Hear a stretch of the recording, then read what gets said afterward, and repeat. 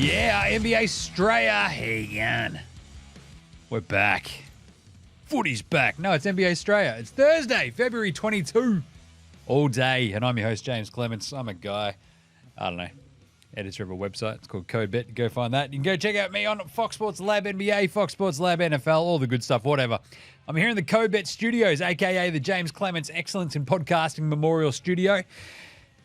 What are we talking about? Well, it's been an all-star break full of lots of ups and downs, lots of insight. No, it hasn't. It's been horrible. All it is JJ Redick complaining about Doc Rivers and then JJ Redick being lambasted by everybody and everybody complaining about whatever. It sucks. Jacque Vaughan got fired, though, if anyone cares. Mike Conley got extended. But the cool thing is, on today's show, we've got a bunch of awesome listener yeah-nahs from the All-Star game still about how to fix it. But we're also going to do the two-thirds power rankings. I don't do power rankings because it's usually a cop-out. But I'm just more interested about who would beat who right now, which is essentially a power ranking.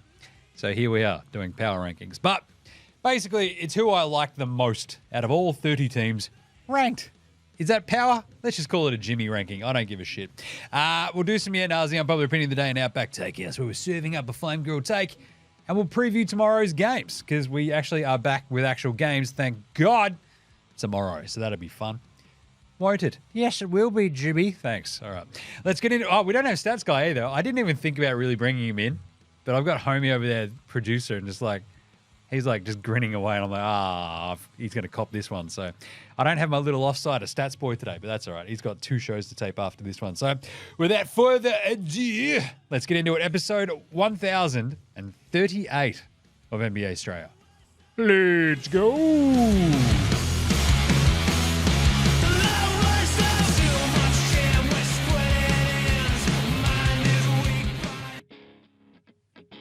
This is Joe Ingles, and Seamless. you're listening to NBA Australia. Seamless. What a transition. I'll tell you what. Watch out for the Shaq attack. You better watch out for the hot mics as well. I don't know if you saw the behind the scenes of Inside the NBA, but it is funny as hell. Go watch that. Right. Let's start today's show the way we start every show here at NBA STRAYA. Well, actually, the Shaq attack, you can watch out for the JJ Redick attack. Then you should watch out for the Austin Rivers attack. Then you should watch out for the Pat Bev attack. We're going to get into this, and it already hurts my brain, and it's dumb, but it's at least vaguely entertaining. Anyway, let's start with the whip around. I don't have the whip crack noise yet, homie, on this board. We need to fix that. Because after the surgery, I can't do the whip crack as well. It's so dumb, but here we are. Anyway, let's do some news. The Nets fired Jacque Vaughan, and all 7 Nets fans were pretty in agreement that it was overdue. Whatever. Kevin Ollie. What a run for Kevin Ollie, though, to become the interim head coach. So Jacque Vaughan he's had a great look. He's got the bald head. He's got the big beard. If you go back to his playing days, always had the bald head. Now, if you listen to the old NBA STRAYA for a while, you know that I've not got a giant amount of time for Jacque Vaughan. Why is that, Jim, you may ask? Well, I watched him coach very up close when he was with the Orlando Magic. We actually had a courtside spot for one of the games that they played in Brooklyn. And then he actually came to Brooklyn after he got shit canned in Orlando. He was part of Kenny Atkinson's coaching staff. And this is part of the remarkable Jacque Vaughan story. He keeps getting promoted, doing okay, and then they piss him off. Because he filled in for Kenny Atkinson when Kenny Atkinson got fired. They then pissed him off and hired Steve Nash, but he stayed on Steve Nash's staff. They fired Steve Nash, he took over, and they kept him around. It's kind of weird, but at no point could you sort of point at the Brooklyn Nets and go, hey, what do they do well under Jacque Vaughan? It's like, they've got a really good game plan. No, they don't. This is a team that has 0 plans most of the time for anything. So it's a weird sort of occurrence, and it's just the latest in a long string of Brooklyn Nets bullshit, of which I spent, 6 years with 6 years with the season tickets, watching this up close as we had the Deron Williams, Joe Johnson, Brook Lopez team. Then we had the Deron Williams, Joe Johnson, Paul Pierce, KG, Brook Lopez team. Then it all fell apart Then Kevin Durant and Kyrie came on board. Then they brought in James Harden. Then they shit-canned him and he got traded off for Ben Simmons after Kyrie was like, I don't want to get the jab, bro. And everyone's like, this fucking guy. It has been, and then KD obviously gets traded to Phoenix. Kyrie's traded to Dallas. And now you're just sort of sitting here with a team that's very, very... the exact personification, that's good. Personification of, they're a team, I guess, where they've got a million wings. They don't have a point guard, apart from Box Hill Benny, and they're just a mess. They don't mean anything. They don't stand for anything. They don't have any star power. No one gives a shit. And everyone in New York only cares about a tough, awesome Knicks team that's playing right now. So they're in this weird position where after what? This has been a decade-long saga. I went to Queens of Stone Age on Monday. I need a saga. Tell me, what's the saga?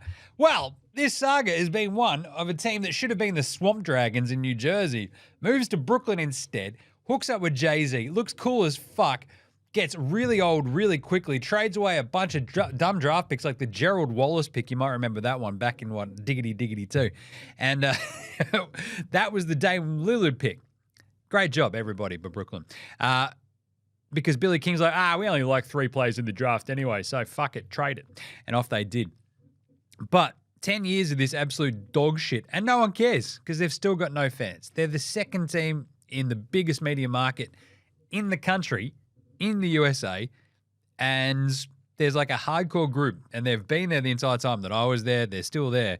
God bless them, because this team has absolutely no sort of identifiable sort of superstar, no identifiable ideology built around it. Like at least the Knicks, you go, well, they used to be good in the 70s, and then they were good a little bit in the 80s, but then they were pretty good in the 90s, and then it was dog shit for 20 years. You know, that kind of vibe. That's actually a vibe. The Nets, what's the vibe? It's like, well, they traded everybody for some superstars, and then they were fucked. And then they did it again. Like, that's not a good vibe, you idiots. Anyway, Patty Mills is going to be stoked. He's like, yeah, man, fucking this dude just buried me on the bench. Fuck Jacque Vaughan. But anyway, Kevin Ollie, incredible story for him as well. You might remember he won the 2014 NCAA tournament with UConn.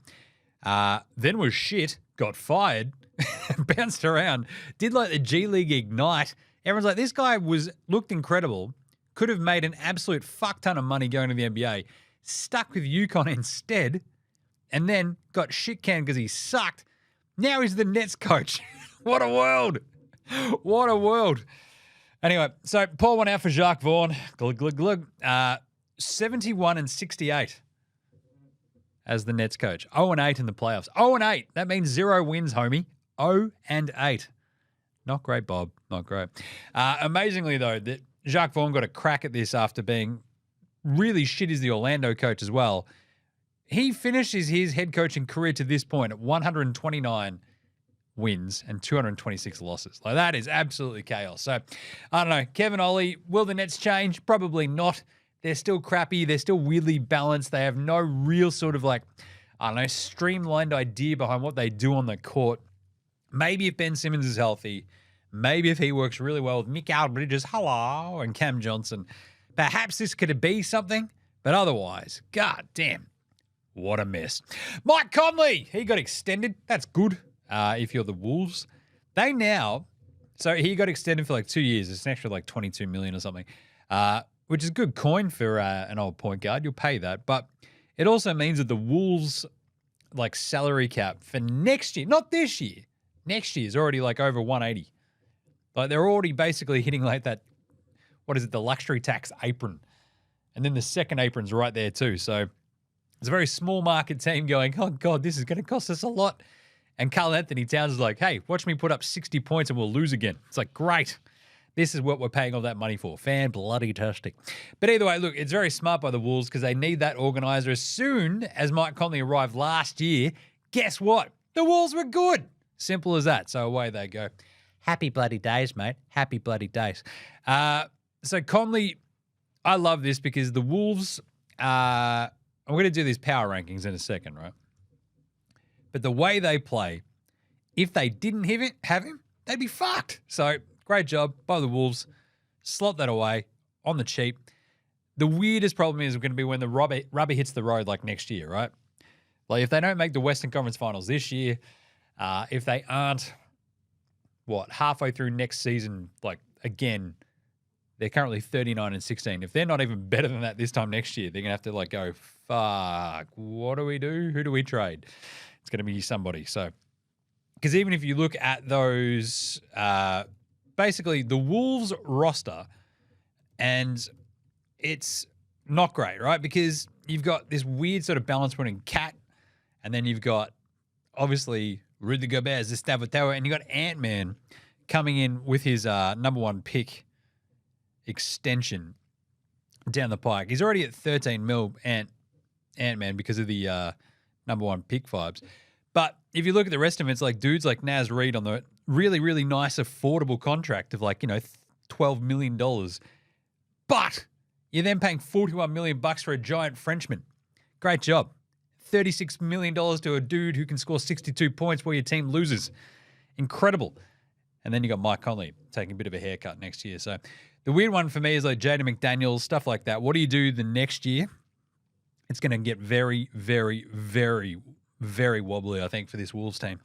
Because you can have 43 mil for Rudy. You'll have 49 next year for Cat because of his extension. Conley's got his. Ant-Man goes up to 35 next year. Naz Reid at 13. And then that's just already a lot of fucking money. So, yeah, cooked. But that's a problem for them. Not me. Not my money. Don't care. Joel Embiid! That's right. Optimism in Philly that he's going to return at some point during the regular season. I love how that's worded, homie. Optimism.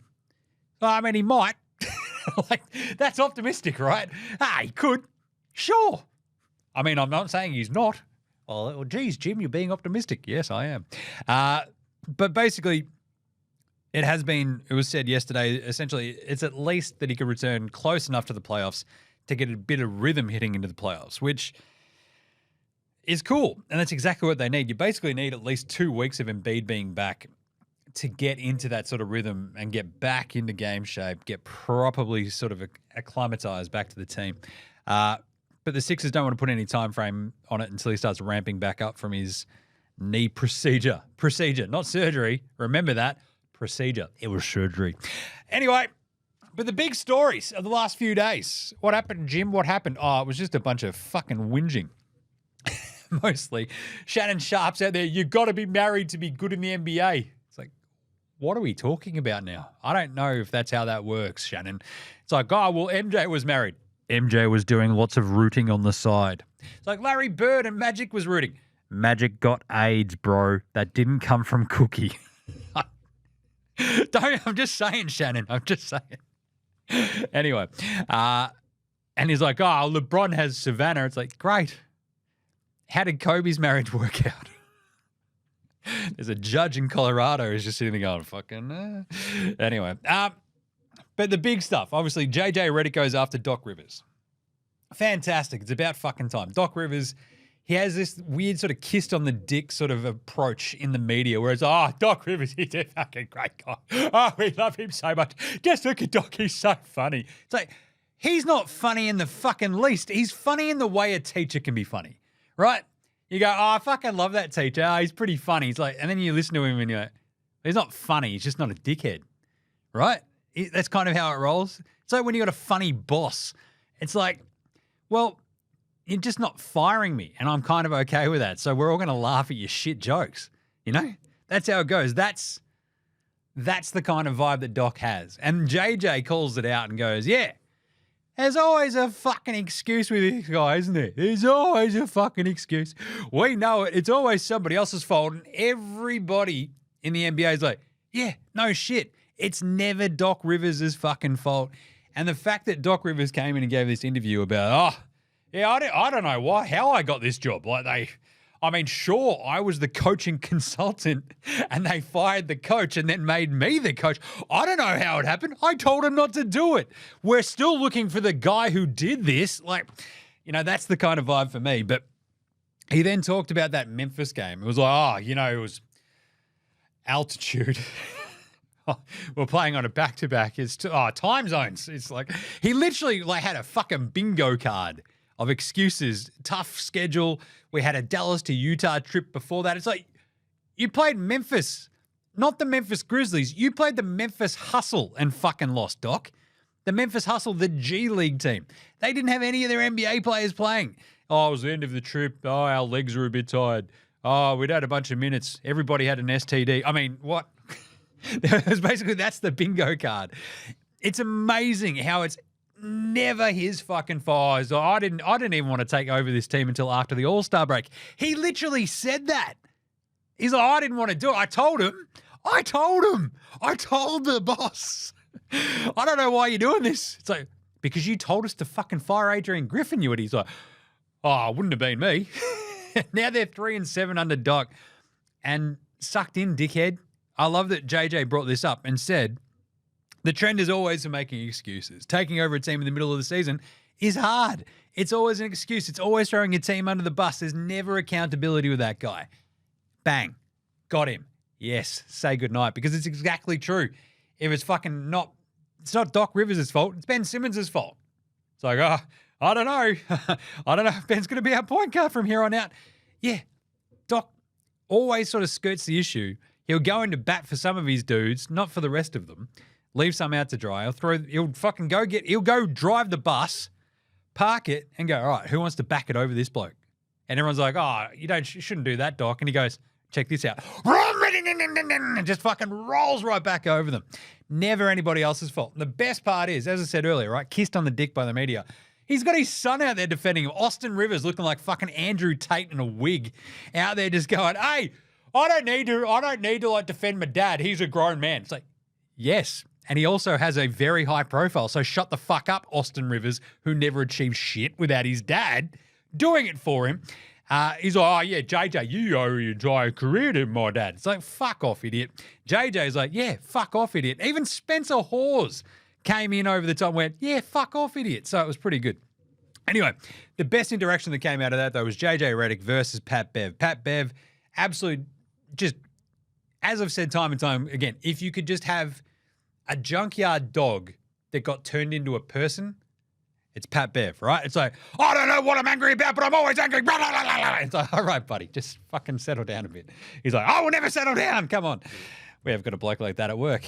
I miss Alex. Anyway, what else we got? So Snake Rivers gets called out by JJ, and Pat Bev goes back at him because Pat Bev loves Doc. He literally just got traded back to one of Doc's teams, and it's just been this sort of weird back and forth about, mans, he saved your career. Like, he made your career. He made you all this money. Like, what are you talking about? It's like, Pat Bev, at what point do you think that Doc's been a really good coach? And this is what it comes down for me. Like, the accountability is like, oh, geez. Yeah, Doc's he's just so good for players. There is the overhanging vibe of every 3-1 blown lead that he's ever had, which is a lot now. And then you've got the simple idea of, like, Austin Rivers going, oh, he got fired in the bubble. He got fired after losing to a team that was favored over him. It's like, yes, because he didn't do his job well enough to beat those other teams. What are we doing here? Seriously, Austin going, nah, it's never my dad's fault. It's like, now you're jumping the non-accountability on your dad, and Pat Bev's like, yeah, he fucking saved your career. And JJ's like, nah, he didn't, dickhead. Breaks it all down. Explains how he, at least per minute, was much better in other places, had nothing to do with Doc, and actually had other contracts, right, that he could have gone with. So it was one of the sort of weirdest, dumbest, funnest interactions we'll see on this whole NBA vibe this season. I think you then had JJ Redick go in on Stephen A. Smith. And it's like, is this just JJ Redick going, right, NBA All-Star happens, I've got 3 days to light as many fucking fires as I can. Check it out. Off he went. Absolute pyro gear. So before we do that, though, yeah, Pat, my guy, I had a 4-year offer with player option for the same money to be a starter for a different team. Fuck out of here. Saved my career. Pat Bev was like, yeah, he should have been 6-man on that Clippers team. Should have started Jamal Crawford.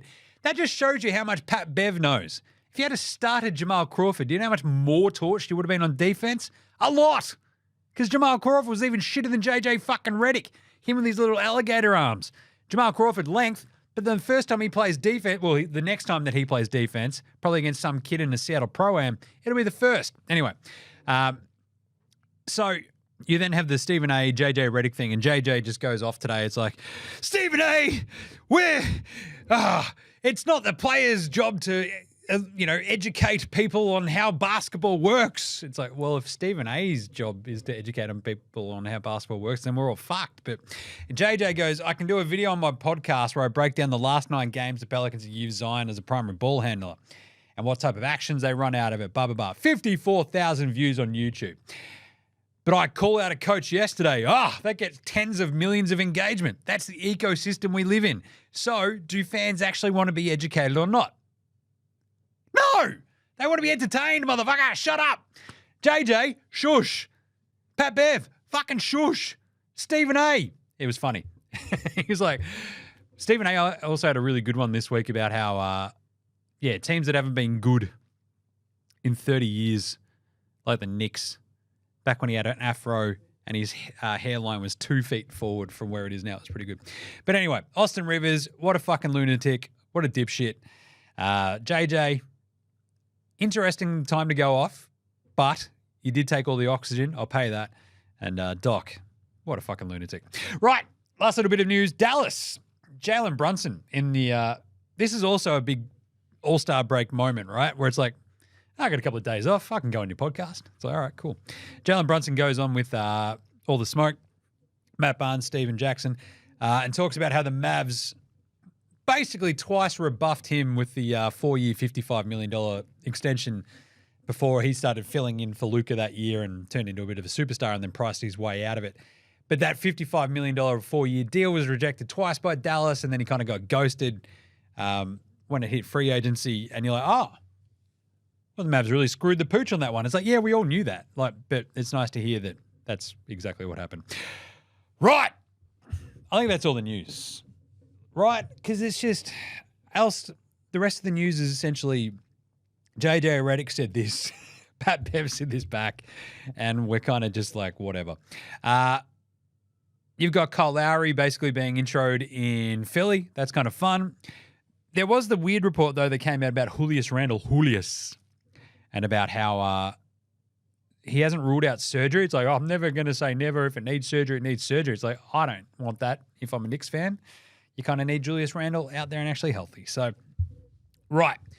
Anyway, without further ado then, shall we do a bit of a quick break and then we'll do the power rankings. That'll be fun. 30-1 right after this. This is Nick Kay, and you're listening to NBA STRAYA.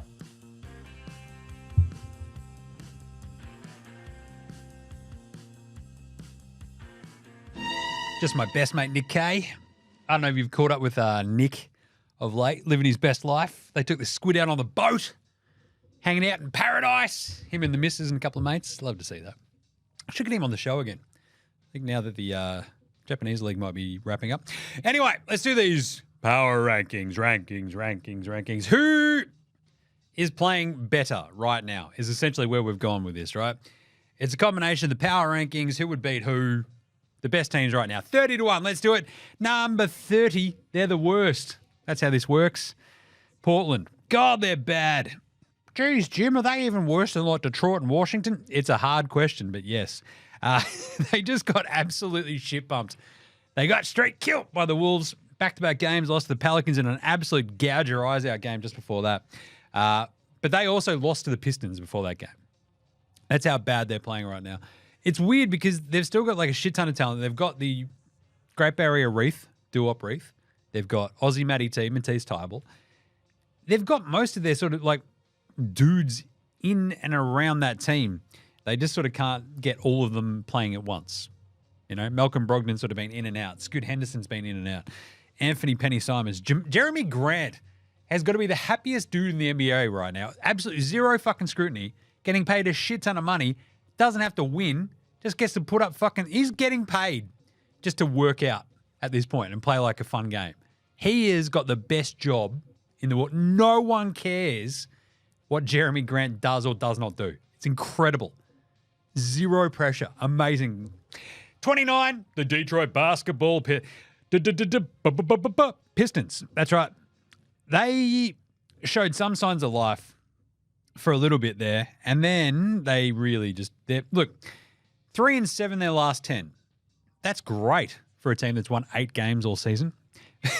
But still, it's like they've now traded Bojan. This is like a team that you're like, oh, yeah, I'm not going to watch another one of their games this season.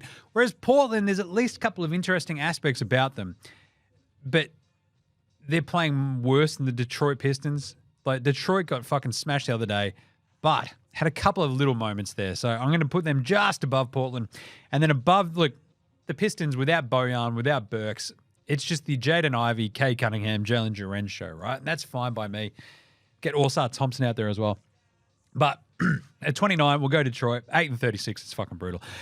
Next up, Washington. This is like the bottom of the bottom tier. These three are the absolute worst 3 teams in the NBA. I haven't said San Antonio yet because they're kind of there. They're a little bit more interesting, right? But Washington, 9-45, they've lost 8 on the trot. 8 games they've lost in a row with actual proper NBA players like Denny Avdija. No, I'm joking. Kyle Kuzma and Jordan Poole stinking it up. Like just absolute. So I cleaned out a wasp trap yesterday. And it also attracts a lot of flies and kills all the flies. You know, it's what it all does. It is one of just the most gag-inducing smells when you empty that fucking wasp trap. That's what the Washington Wizards are. They're the Washington Wasps. Not bad. They stink a lot. 27, Brooklyn. They just fired their coach and they're shit. It is such a punish to watch Brooklyn. And I will admit, having been a season ticket holder for 6 years, I still watch a lot of Brooklyn. Keep vague paying attention going on. You know, Mikal Bridges, Cam Thomas, Ben Simmons. Away we go. It is a fucking punish to watch any of their games. So they're 27. 26, Houston. Oh, but geez, Jim, weren't they good to the start of the season? That was a long time ago. It really was. Remember they were really good at home. Now they're 19-9. They're still one of the 4 worst teams on the road in the NBA, though. Absolutely brutal gear. They're 5-21 on the road. 5-21. Yeesh. That is absolutely horrible. Like, Portland and San Antonio are better than that on the road. It is like Houston, no Fred VanVleet for a big chunk. Jalen Green has taken no step up under Ime Udoka. Dylan Brooks is still fucking Dylan Brooks and is just a lunatic. Şengün's been awesome, but his effectiveness has waned as the season's progressed, as everyone's gone, wait, we should probably try to stop Joker from Wish. And away they go. But it's the overall vibe of Houston that just weirds me out. They were playing hard. Now they're not. They don't play Jock Landale because fuck them. And here we are, 26. 25, San Antonio because they got Wemby. That's literally it. They would be in the bottom 3 tier, but for the fact they've got a 7'20" French alien floating around doing weird shit looking like Michael Jordan from Space Jam. Did you see that photo? It's literally real-life Space Jam. Motherfucker's extending his arm out like he's dunking over the Monstars. It's nuts. 24, Toronto. They're shit. Oh. But Scotty Barnes averaging 7 assists a game since Siakam was traded. They at least have like these nights where they look competitive, but they are still 19-36. Whew. That is stanky. Above Toronto, the Memphis Hustle. They're not even the Grizzlies. They're the G League team. Seriously, G.G. Jackson, Vince Williams, they're in 23 because they've won 2 games on the trot and beat the Milwaukee, it's not Algonquin for the good land any longer, Bucks, in that last game before the All-Star break. So they're at 23. They play so fucking hard all the time, the Grizzlies. That is a team that like the city of Memphis can be proud of, unlike basically every other team below them. Charlotte at 22. Geez, Jim, they're only 13-41. That's much worse than Toronto. Yeah, but they've actually won a couple of games of late, and Brandon Spindles-Miller looks awesome. They've gone unbeaten in the Trey Mann era. 3-0. I love it. Trey Mann and Brandon Miller, let's go. They're probably going to drop all the way back down to about 27 the last time we do these ones. But anyway, Utah at 21. They've looked really wobbly. They've lost 4 on the trot. They can't close teams out. They're also kind of like, well, they've pulled the pin seemingly on the season, right? They trade Kelly Olynyk. They've somehow kept Jordan Jeremy Clarkson. No one knows why. They've got Lowry. That's fine. But they're hitting a point where it's like, oh, God, we're just going to play Keontae George a shit ton.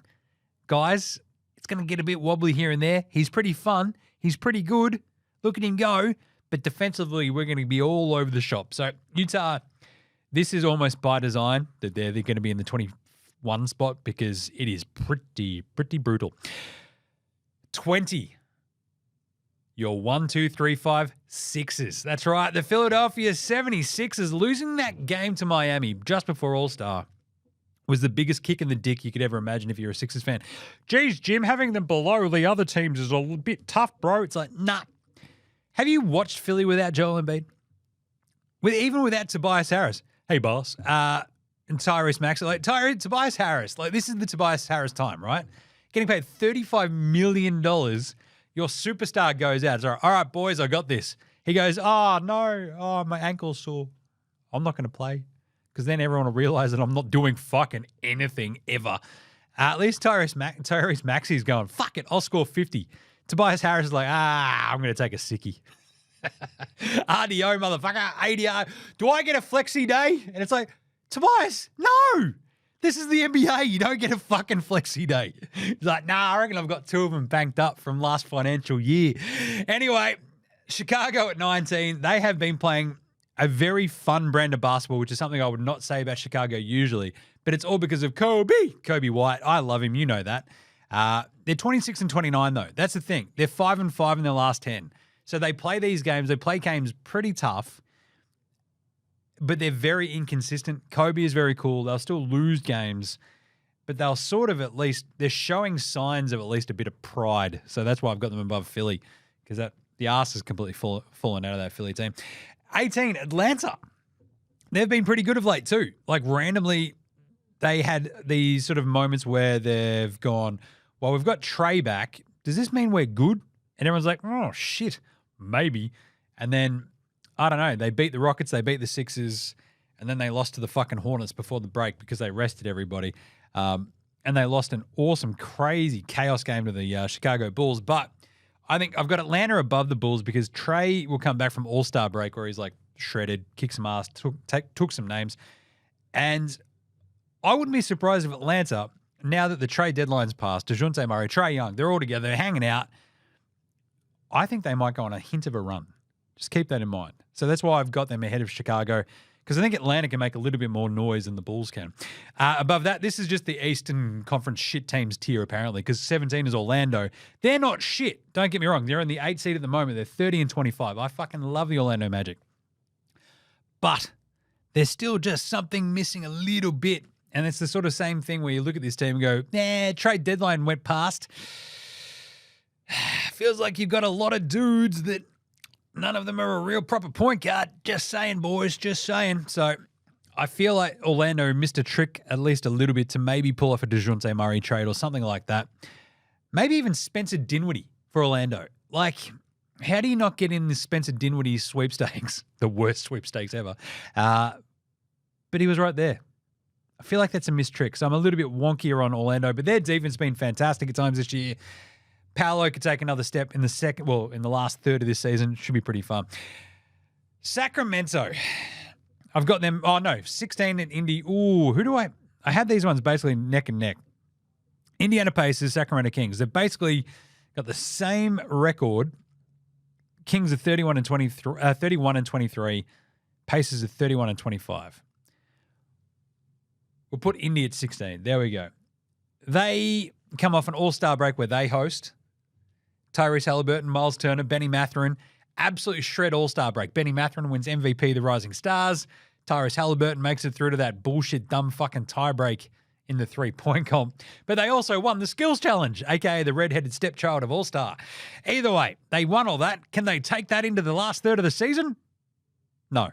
But will they try? Probably. There just does feel like a hint of a lack of talent overall on that Indy team that sort of does worry you. But Halliburton getting healthier means that they should be a dangerous, dangerous floater. And because Philly are above them only by 2 games in the standings because there's 3 losses difference or whatever, Indy could easily make that up and land in that 5 spot. So keep an eye on Indy over the last third, especially as long as Halliburton stays healthy.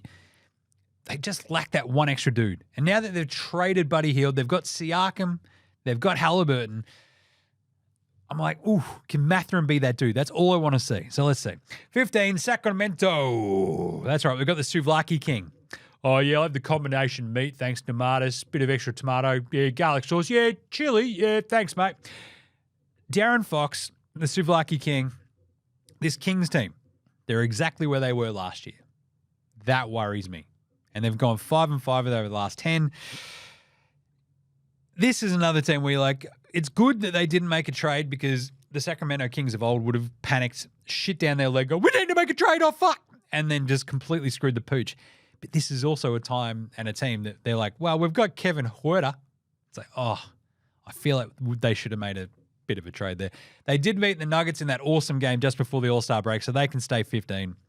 But they had a loss to the Suns before that, a loss to the Thunder. They've beaten the Nuggets twice in the last 4 games, which is why they're at 15.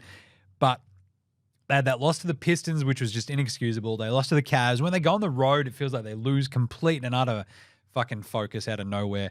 But they're still a really tough team. They're a fun team. I do love them, but they're going to stay 15 because they are the sort of one team in the West, especially in that sort of top 6, 7, 8 in the West. They're currently 8 at 31-23 that you feel like every other team could beat. So tough on him for the Kings. Number 14, the Knickerbockers of New York City. Would have had them a lot higher. And geez, Jim, didn't you just pick them to win the East the other day in that video that you did? Yes. But that's because I assume that they'll be fucking healthy by the end of the season. And then the report drops today about Julius Randle going, yeah, man, my shoulder's still a bit fucking sore. I might get surgery, you know? Like, I mean, if someone says I should get surgery, I'll just get surgery because I'm still getting paid. Like, it's fine. It's like, good on you, Julius. 4 straight L's after dominant January. OG Anunoby goes to get his fucking elbow surgery out of nowhere. Jalen Brunson's like, yeah, I wish I was playing in Dallas, but, you know, I love New York. Everyone's injured. And the Knicks are still 14 because they're tough as fuck. They got Bojan. They got Burks. They significantly upgraded the trade deadline. Come back in 2 weeks for the Knicks. We might be talking about a completely different sort of team. I love that. 13, Miami. If you know what to make of this Miami team, congrats. They did get Delon Wright, who was bought out. Just another sort of moment of Miami Heat going, ha-ha. But Delon Wright, fuck, the next time he does something significant, that'll be the first time. 30-25, 6-4 in their last 10. They've at least got Terry Rozier. The good news for them is that it was a sprained MCL for his knee, nothing worse. They just look so fucking wobbly. They pulled that one out of their ass against the Sixers. They're just a tough team to beat. They're going to stay 13. I can't have them higher. The Lakers are good. They actually pulled off. They're a 9 seed at the moment, 30-26 the Los Angeles Lakers of Los Angeles, California. They've won 3 on the trot. They've won 7 in the last 10. LeBron can't trade anybody because the trade deadline's passed now. This is his team. He has to fucking stick with it. They're playing pretty well. They're looking good. They're not playing quite as well as number 11, Golden State. That's right, 8-2 of their last 10. Since Draymond came back, they've gone from 25th in defensive rating to 3rd. They've gone from 12th in offensive rating to 6th. They've gone from, net rating 17th to 3rd as well. That's crazy, just in that period. So the Warriors make a lot more sense when Draymond's not choking out giant European guys and like losing his mind going, I'll fucking kill you, man. Ah! And like losing it at every fucking chance he gets. If they can stay the course, they've got Johnny Kuminga, losing his mind, playing awesome. If he, Wiggins, Draymond can sort of just keep their heads screwed on straight, they're still dangerous. They're 11th, though, because they're currently 10th in the West at 27-26. But they have won a few games, so that's good. Number 10, Milwaukee. It's not Algonquin for the good land at the moment. They're 3-7 under Doc, 35-21 overall, 3rd in the East. Geez, Jim, you got him at 10. That's pretty rough. No. I watched that Memphis game. That was fucking horrible. Geez, Jim, did you bet on it as well? Yes. That's why I'm like doubly disappointed. It's like, you cost me money as well, you motherfucker. Anyway, the Bucks, they stink at the moment, but as soon as they sort of roll in Pat Bev, they got Danilo Gallinari. Basically is a backup big, essentially at this point, but a shooting big, which is good. But they'll go as far as Giannis and Dame go. They're going to be at least a little bit thumbs up about how Dame went over All-Star. Looked really good. Obviously won the 3-point comp, won an MVP in the game. It's like, where the fuck was this all season, Dame? And he's like, well, I'm playing in Milwaukee. Anyway, the Bucks still really dangerous. it would be a surprise if you saw. Well, would it be? Actually, would it be? The Bucks are so weird, and they've been so weird over the last few years that they could rip through the last third of this season and like win the title, and you wouldn't be that surprised. So just, Doc and the defense, who knows? He has got that defense playing way better, but can Dame and Giannis put it together? That's the question. Number 9, the Denver Nuggets. What? Jeez, Jim, are you off your rocker, son? No. 36-19. They've lost 3 on the trot. They're only in 9 because they're basically, this is the most obvious fucking autopilot team we've got. They don't give a fuck. They're 21-5 at home. As long as they sort of stay in the top 4, I think they're pretty happy. What wouldn't surprise me is, though, because that's a dogfight at the top of the West, they're 9th at the moment. I think they use this All-Star break as a little bit of a, all right, let's fucking chill. Mike Malone gets on gets on their ass as soon as they get back and is like, right, I don't want to play on the road fucking anywhere, especially against the Wolves. So let's at least try to make up a couple of these games. They're 3 games back of the Wolves at the top of the West. I think they'll be okay over the last third, but I also don't think they're afraid of anybody. So Denver, autopilot at the moment. They're 9th. That'll rise. 8, New Orleans. They look good. 3 straight wins, 7-3 in the last 10. They still feel very unpredictable. They lose the vacuum, Dyson Daniels. Not great, obviously. One of the better perimeter defenders in the league. But, of course, they've still got Zion. They've got Spindles. They've got CJ. They shouldn't be a good defensive team, but they've got Herb Jones. And he's like the only good defender they've actually really sort of got outside of Dyson now. But it feels like they're a team that can definitely just keep going on runs and just blowing the doors off teams, which is what they've done at times this year. But then they'll lose one out of fucking nowhere. You're like, what the shit was that? God damn it, pals. But at the moment, they're playing well. So that's why they're 8. Number 7, Dallas. They've won 6 on the trot. Doesn't feel like it because, god damn, that Dallas team. AKA Alice, because there's no D in Dallas. Did you like that one, homie? There's no D. Defense. So it's Alice. I like that. They rip off those 6 straight. They should have won all those games, right? 6-10 without Embiid. Beat the Nets because they're a shit show. Beat the Knicks in Madison Square Garden. That was a good game. They beat the fucking doors off the Thunder, which was just out of nowhere. They beat the Wizards. They beat the Spurs. It's 6 straight, but you can only beat who's in front of you. As long as Kyrie... Look, making the Grant Williams trade was smart. Dan Gafford's there now. You've got PJ Hamilton, Washington. Let's go. I've got them 7. That's way higher than I would have thought. 6, Phoenix. 11-4 in their last 15. 33-22 overall. 5th in the West. But at least this is probably going to... Phoenix is 6th purely because of how they had been playing. They lose Beal to a potential hammy, which is not great. They could be a dropper. But Booker and KD should be enough to keep you sort of in and amongst it, but they could be a dropper here. OKC, 10-5 in their last 15, 7.2 point differential, 37-17, and 2nd in the West. I love them. The mop-top mum of the Wheat Bix kid, Josh Giddey, not doing a giant amount because this is the rise of J-Dub. Jalen Williams, absolutely crushing it. Absolutely crushing it. Next to a perennial now MVP candidate in SGA. He's been fucking phenomenal. He's my pick for MVP. He and Luka at this point. Joker's probably still the favorite, but still. OKC crushing it there in 5. Number 4, Cleveland. 13-2 in their last 15 games. I'm no math magician. That's pretty good. They're 18-3 in the calendar year of 2024. That's fucking awesome. And they didn't have Darius Rucker, Judy Garland, and Evan Mobley for a bunch of that. So they are awesome. They rule. Love Cleveland. They're at 4. Number 3, the Clippers, 17-5 since January 1. 2 games back of the Wolves at the top of the West. It's all clicking. Harden just makes Kawhi's life so much fucking easier. Kawhi's like, this is great. I don't have to do everything. Harden's like, can I please do everything? But they look awesome and dangerous. And they're the one team, though, like, they still don't worry me when they play Denver. Everybody else, I think they could kick the fuck out of, apart from when they lost to the next team. Minnesota! Did you like that one? Minnesota? It's Minnesota, obviously. Ant-Man pissed it in during All-Star. I didn't like that. I like my superstars to take shit like that serious and go, I'm going to fucking tear everyone's throat out like a Michael Jordan. And you're like, I'll pay that. Instead, Ant-Man's shooting fucking left-handed like a dickhead, and Karl Anthony Towns puts up 50 in the All-Star game. But again, as Karl Anthony Towns tends to do, they lost. So the thing is, they've only got 10 away games left. versus 17 home games. That's massive because they're very, very good at home. So Minnesota currently are 19-5 at home. They're 20-11 away.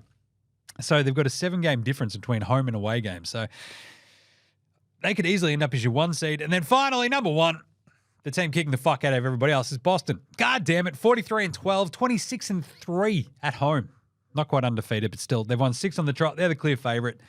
They've got a really, really dangerous lineup, of course. As long as the extreme Zinger meal is supercharged Zinger burger, they'll be flying. But number 1, Boston. Number 2, Minnesota. Number 3, the LA Clippers. Number 4, Cleveland.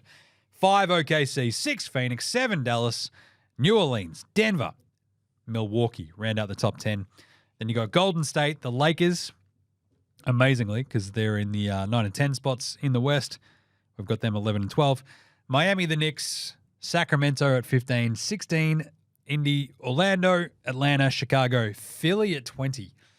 Brutal. Utah, Charlotte, Memphis, Toronto, and the Spurs. Then Houston, Brooklyn, Washington, Detroit, and Portland. Those are all the teams right now that actually matter, and that's them power ranked.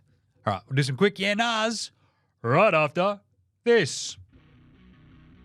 This is Cam Glidden. This is Anthony Drimmick. This is Mitch McCarron. This is Jason Kadee. This is Daryl McDonald. Hey guys, this is Hugh Greenwood. Yo, what's going on? This is Illy. This is Mark Worthington, or commonly known as Wortho, and you're listening to NBA Australia. You listen to NBA Australia. And you're listening to NBA Australia. And you're listening to NBA And you're listening Australia. to NBA Australia. And you're listening to NBA Australia. And you're listening to NBA Australia. You're listening to NBA Australia.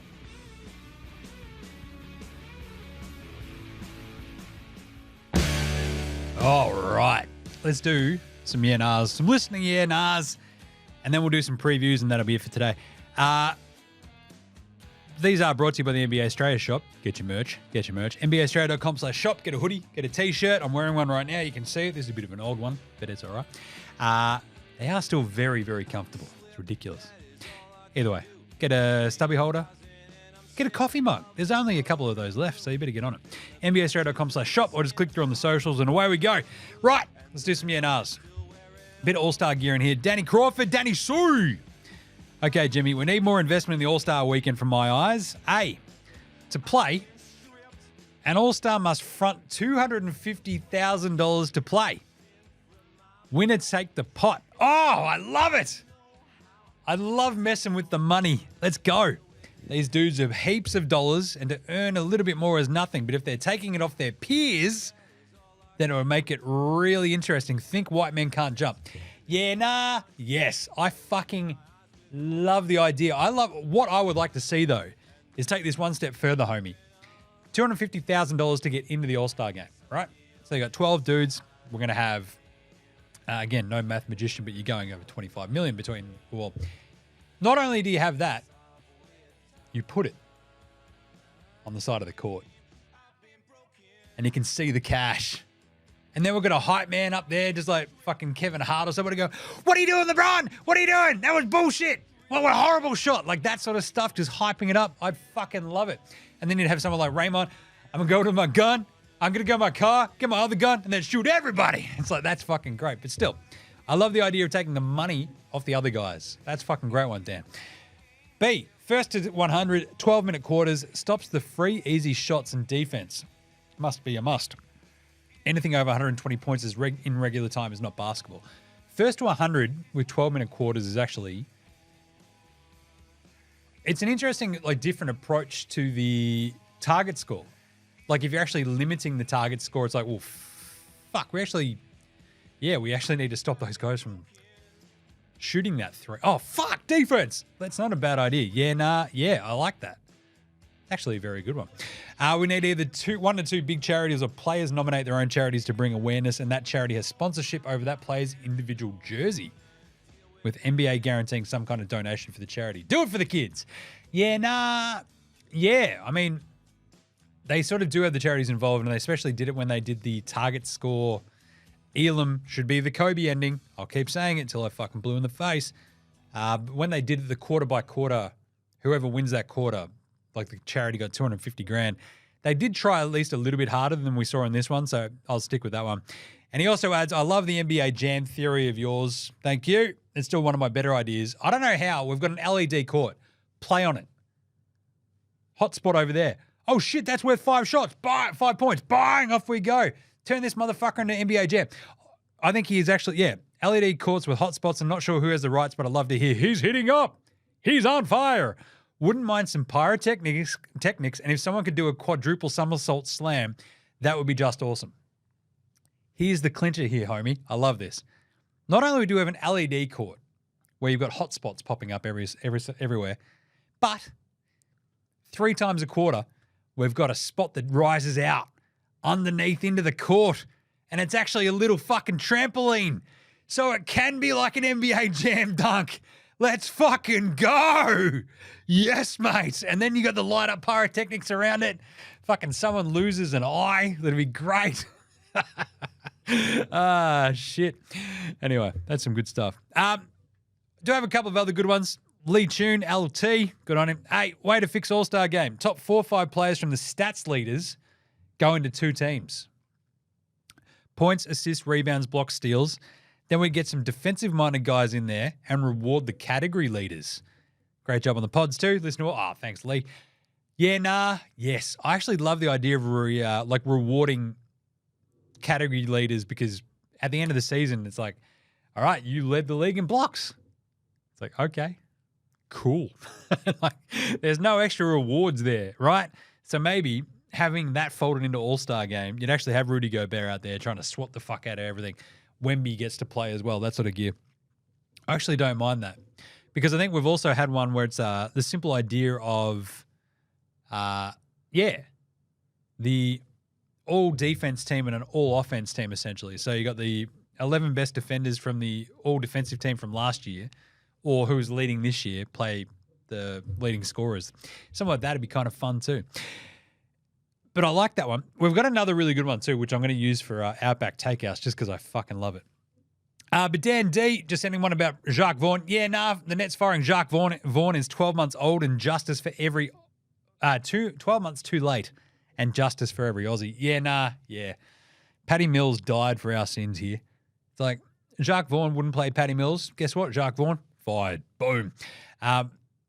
He also goes on to say, I couldn't imagine what it must be like to be a Nets fan if they actually exist, to endure the Darren Williams years followed by the Pierce KG debacle, of which I was there the entire time, which left a void. Again, I was there for that void, only to crawl out of it into the Kyrie, Durant, Harden experience, into what is now the weirdest roster in the league. That list includes Toronto's aimless roster, Detroit's 50 centers and point guards. I love that.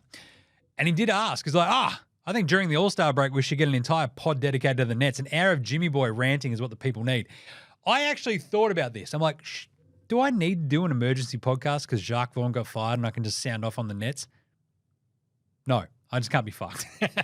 Because, that's how uninteresting the Nets are. They've done some of the most interesting shit over the last decade and no one fucking cares. It's really weird. If they had a bigger fan base, if they'd managed to draft somebody who's stuck around, trading Jared Allen for fuck all basically was one of their biggest mistakes. It was but we need to keep DeAndre Jordan happy. DeAndre Jordan is more cooked than one of my old man's steaks. What are we doing? He's fucked. It's he's not bad in fucking Denver right now, Jim. It's no, it's JaVale McGee. DeAndre Jordan, what are we doing? Anyway, the Nets are cooked. They've completely fucked it. But yeah, they should have fired him 12 months ago.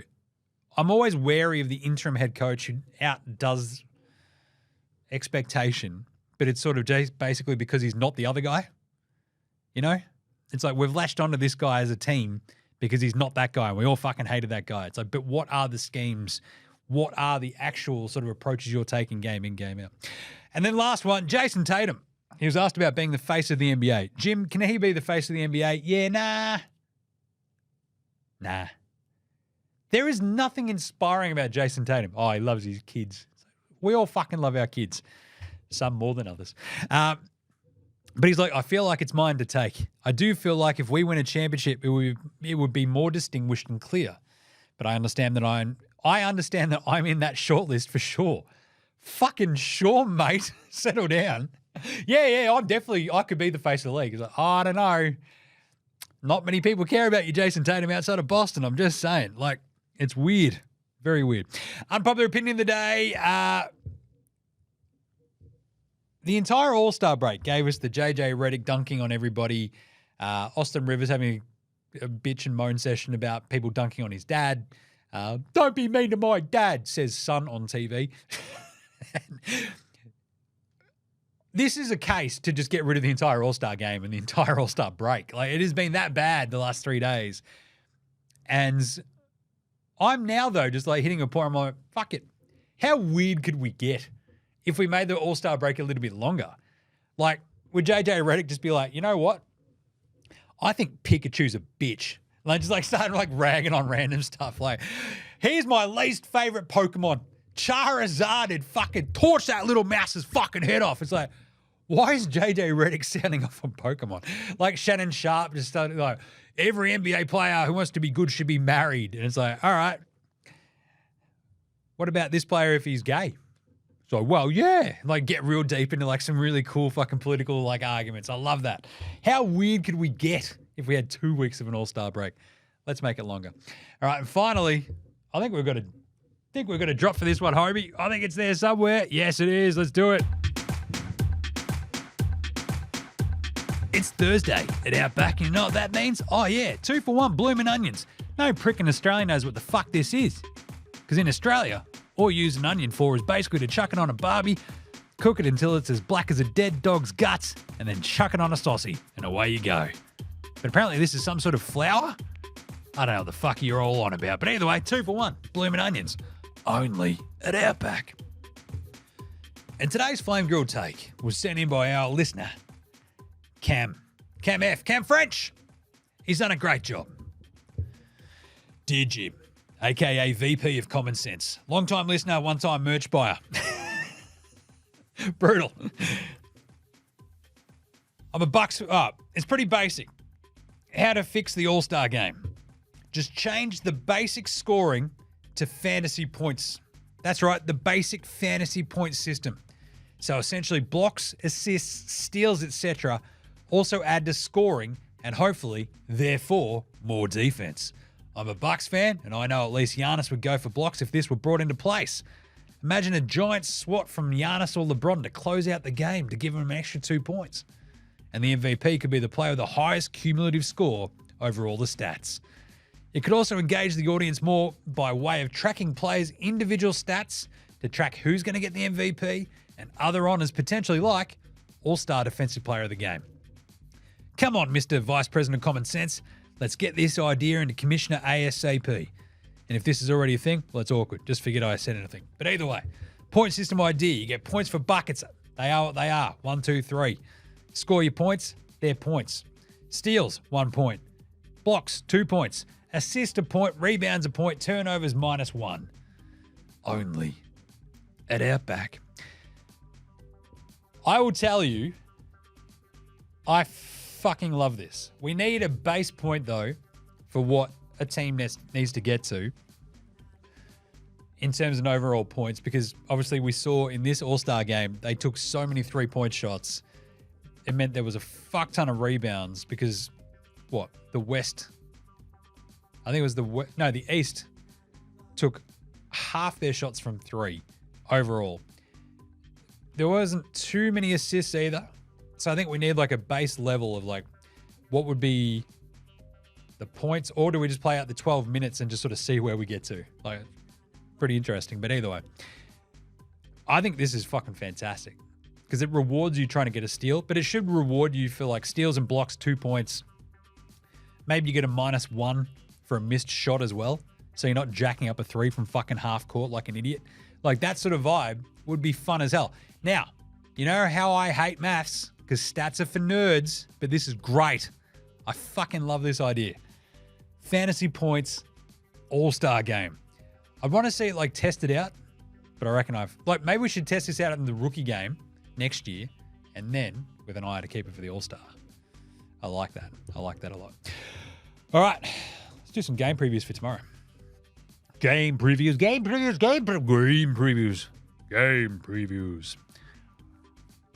previews. Thanks, Inadvertent Bane.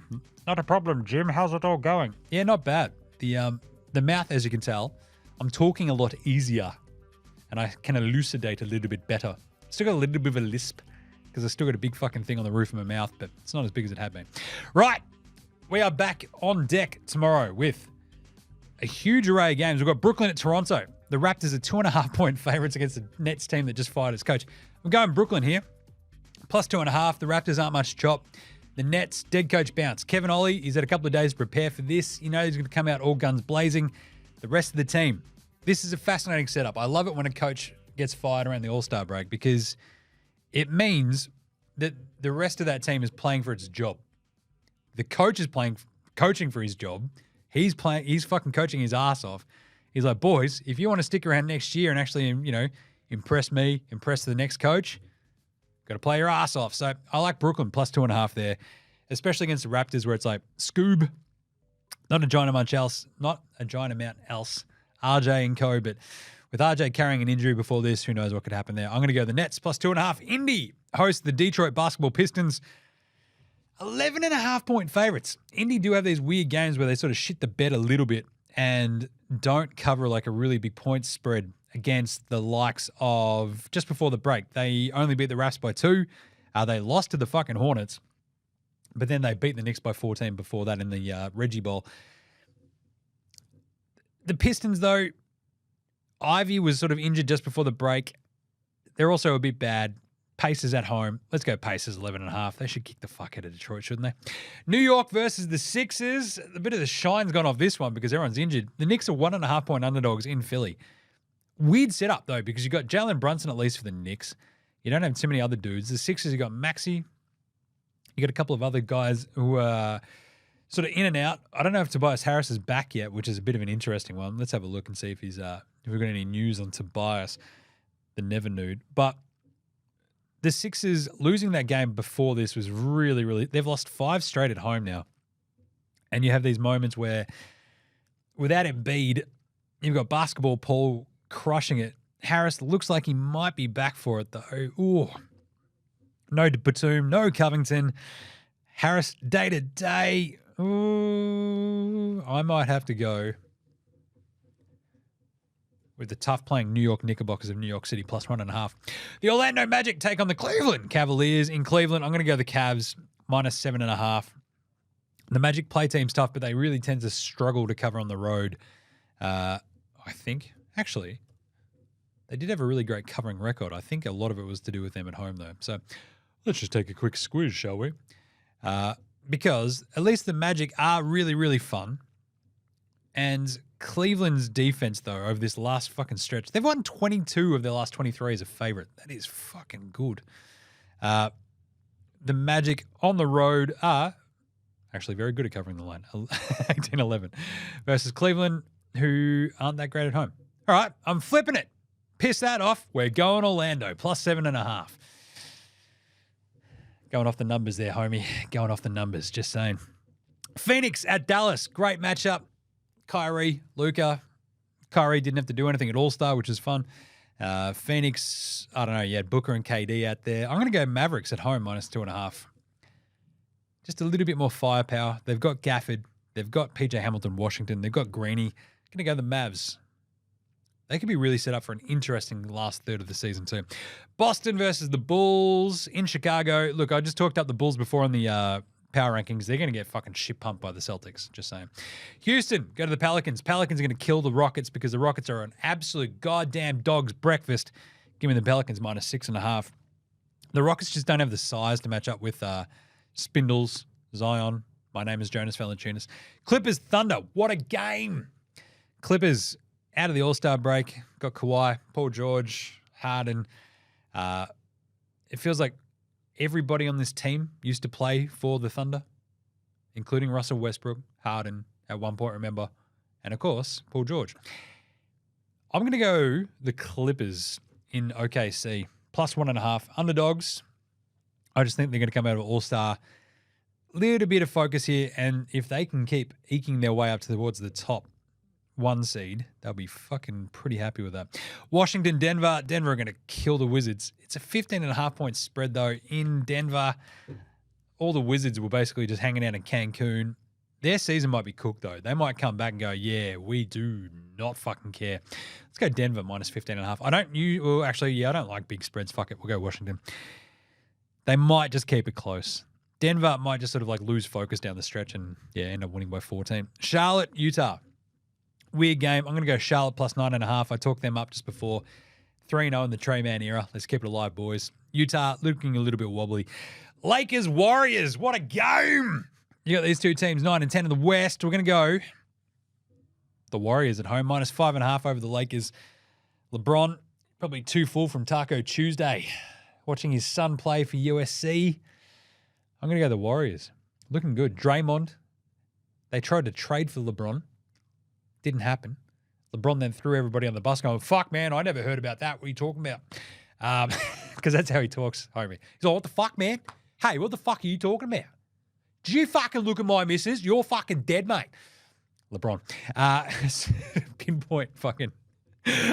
Warriors minus 5.5. And then finally, the San Antonio Banderas Spurs against the Sacramento Kings. Kings at home, 9.5-point favorites. Fuck, I hate trusting the Kings. 9.5 is a lot. I might take the Kings minus 9.5, though. Too much firepower. The Spurs are a bit of a mess. So that is a lot of games. We've got 1, 2, 3, 4, 5, 6, 7, 8, 9, 10, 11, 12 games tomorrow. Holy moly. I reckon I'll be doing tomorrow's show from home and watching 12 games at once. Fuck me dead. All right, but that's it. Otherwise, that was good. Fun times. Great memories. Let's do it. There's the outro.